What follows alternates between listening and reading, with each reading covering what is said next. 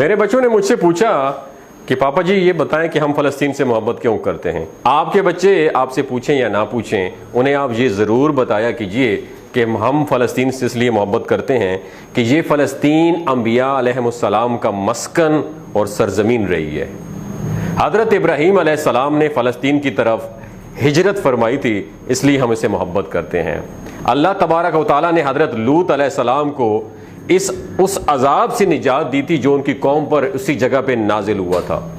حضرت داؤد علیہ السلام نے اسی سرزمین پر سکونت رکھی اور یہیں اپنا ایک محراب بھی تعمیر کرایا۔ حضرت سلیمان علیہ السلام اسی ملک میں بیٹھ کر ساری دنیا پر حکمرانی فرمایا کرتے تھے۔ چیونٹی کا وہ مشہور قصہ جس میں ایک چیونٹی نے اپنی باقی ساتھیوں سے کہا کہ اے چیونٹیوں اپنے بلوں میں گھس جاؤ، یہیں اس ملک میں واقع اسکلان شہر کی ایک وادی میں پیش آیا تھا جس کا نام بعد میں وادی نمل، چیونٹیوں کی وادی رکھ دیا گیا تھا۔ حضرت زکریا علیہ السلام کا محراب بھی اسی شہر فلسطین میں ہے۔ حضرت موسیٰ علیہ السلام نے اس ملک کے بارے میں اپنے ساتھیوں سے کہا تھا کہ اس مقدس شہر میں داخل ہو جاؤ۔ انہوں نے اس شہر کو مقدس، اس شہر کے شرک سے پاک ہونے اور انبیاء علیہ السلام کا مسکن ہونے کی وجہ سے کہا تھا۔ اس شہر میں کئی معجزات وقوع پذیر ہوئے، جن میں ایک کنواری بی بی حضرت مریم کے بطن سے حضرت عیسیٰ علیہ السلام کی ولادت مبارکہ بھی ہے۔ حضرت عیسیٰ علیہ السلام کو جب ان کی قوم نے قتل کرنا چاہا تو اللہ تبارک و تعالیٰ نے انہیں اسی شہر سے آسمان پر اٹھا لیا تھا۔ ولادت کے بعد جب عورت اپنی جسمانی کمزوری کی انتہا پر ہوتی ہے، ایسی حالت میں بی بی مریم کا کھجور کے تنے کو ہلا دینا بھی ایک معجزہ الہی ہے۔ قیامت کی علامات میں سے ایک حضرت عیسیٰ علیہ السلام کا زمین پر واپس تشریف لانا اسی شہر کے مقام پہ سفید مینار کے پاس ہوگا۔ اسی شہر کے ہی مقام باب لد پر حضرت عیسیٰ علیہ السلام دجال کو قتل کریں گے۔ فلسطین ہی یاد رکھو دوستو ارض محشر ہے۔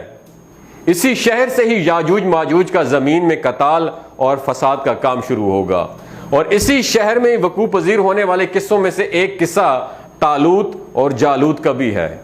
فلسطین کو نماز کی فرضیت کے بعد مسلمانوں کا قبلہ اول ہونے کا اعزاز بھی حاصل ہے۔ ہجرت کے بعد حضرت جبرائیل علیہ السلام دوران نماز ہی حکم ربی سے آقا صلی اللہ علیہ وآلہ وسلم کو مسجد اقصی جو کہ فلسطین میں موجود ہے وہاں سے بیت اللہ شریف کی طرف رخ کرا گئے تھے۔ جس مسجد میں یہ واقعہ پیش آیا تھا وہ مسجد آج بھی مسجد قبلتین کہلاتی ہے۔ حضور اکرم صلی اللہ علیہ وآلہ وسلم معراج کی رات آسمان پر لے جانے سے پہلے مکہ مکرمہ سے یہاں بیت المقدس یعنی فلسطین لائے گئے۔ سرکار دو عالم صلی اللہ علیہ وآلہ وسلم کی اقتداء میں انبیاء علیہ السلام نے یہاں مل کر نماز ادا فرمائی، اس لیے اس طرح فلسطین ایک بار پھر سارے انبیاء کا مسکن بن گیا۔ سیدنا ابو ذر رضی اللہ تعالیٰ عنہ کہتے ہیں کہ میں نے رسول اللہ صلی اللہ علیہ وآلہ وسلم سے عرض کیا کہ زمین پر سب سے پہلی مسجد کون سی بنائی گئی؟ تو آپ صلی اللہ علیہ وآلہ وسلم نے فرمایا کہ مسجد الاحرام یعنی خانہ کعبہ۔ تو وہ بتاتے ہیں کہ میں نے عرض کیا کہ پھر کون سی مسجد تعمیر ہوئی؟ تو مسجد پھر بنائی گئی۔ تو آپ صلی اللہ علیہ وسلم نے فرمایا کہ مسجد الاقصی یعنی بیت المقدس۔ میں نے پھر عرض کیا کہ ان دونوں کے درمیان کتنا فاصلہ ہے؟ تو آپ صلی اللہ علیہ وآلہ وسلم نے فرمایا کہ 40 برس کا۔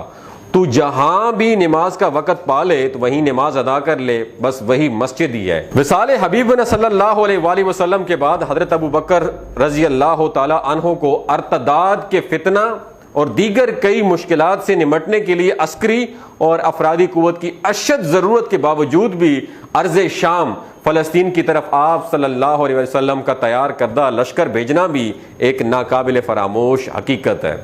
اسلام کے سنہری دور عمریہ میں دنیا بھر کی فتوحات کو چھوڑ کر محض فلسطین کی فتح کے لیے خود حضرت عمر کا چل کر جانا اور یہاں پر نماز ادا کرنا اس شہر کی عظمت کو اجاگر کرتا ہے۔ دوسری بار معراج کی رات بروز جمعہ 27 رجب 583 ہجری کو صلاح الدین ایوبی کے ہاتھوں اس شہر کا دوبارہ فتح ہونا بھی ایک نشانی ہے۔ بیت المقدس کا نام قرآن سے پہلے تک ہوا کرتا تھا، قرآن نازل ہوا تو اس کا نام مسجد اقصی رکھا گیا۔